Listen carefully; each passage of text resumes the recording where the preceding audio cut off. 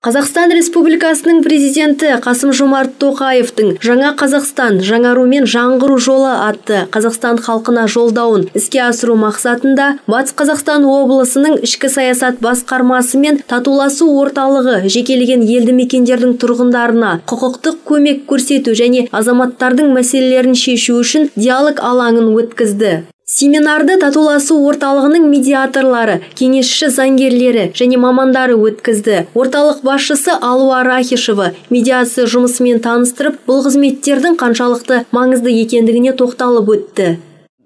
Татуласу орталығының ұжымымен біздер қоғамдық медиатор, кәсіби медиатор, заңгер бірлесіп аудандық орталықтарына, ауылдық округтеріне жаңағы диалог алаңдарын өткізіп, және де құқықтық көмек көрсету мақсатында келіп отырық. Бүгін біздер Бурлин ауылында болдық, қазір Ақсайдамыз, ертең біз Шыңғырлауда боламыз, Шыңғырлаудың ауданының ауылдық округында боламыз. Біздер өзіміз татуласы, Батыс Қазақстан облысы татуласу орталығынан қаладан келіп тұрық, Орал қаласынан. Біздің татуласу орталығымыз ішінде кәсіби медиатор, қоғамдық медиатор, психолог, заңгерлер бар.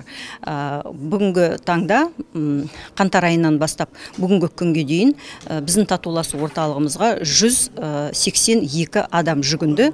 Оның ішінде 66 медиативтік келісім жасалып, 116 кеңес берілді. Шараға ауылдық округ әкімдігінің мамандары, қоғамдық медиаторлар, учаскелік полиция инспекторлары, мектеп директорлары және мұғалімдер қатысты.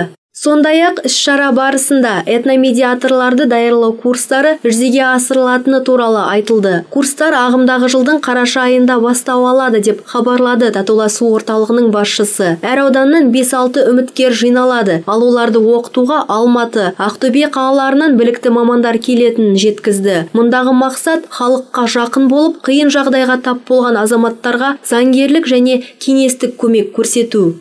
Анаргүл Көшірбаева, Азамат Бабагужиев, Қарашығанақ телеарнасы.